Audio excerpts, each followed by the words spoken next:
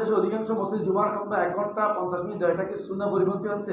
আমি জানি এটা তো বলবেন আপনারা, আমাদের এইটা সুন্নাহ পরিপন্থী হচ্ছে কিনা এই উপরে একটা লম্বা আলোচনা আছে। হ্যাঁ, শেখ সানাবিলির একটা আলোচনা আছে।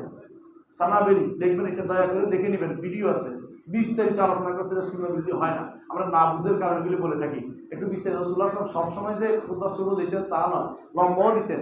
আমরা লম্বা কেন দেই? আমরা এটা সুযোগ, দাওয়াতের সুযোগ, এই জন্য এটা ব্যবহার করি।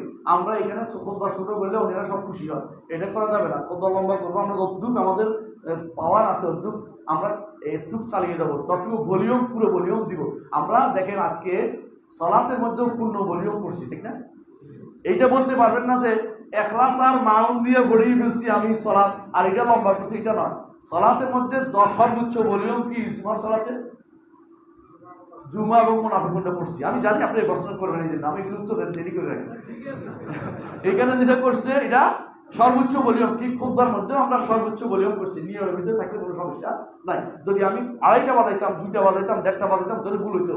কিন্তু নিয়মের মধ্যে আছে। আমি জিজ্ঞাসা করে নিচ্ছি, জিজ্ঞাসা করেন যে কদ্দুস সালাম দেবে, কিন্তু 1:05, আমি 1:05-এ প্রথম খুতবা শেষ, দ্বিতীয়টা তো দোয়া আদায় করছি। এখন ধরে মসজিদে মোবাইলে ছবি প্রদর্শিত হয়, এটা কতটুকু সঠিক? কেমন কিছু বুঝলাম না। মসজিদের ছবি যদি কোনো ইমাম সাহেবের খুতবা শোনানো হয় তো না যায় যাবে কেন? আর যদি কোনো ছবি তুলে বসে বসে, এটা তো হারাম কাজ, বিনা কাজ। যদি খুতবা শোনানো হয় তো না যায়, হওয়ার কিছু নাই। দিতে পারবেন, লাগাতে পারবেন।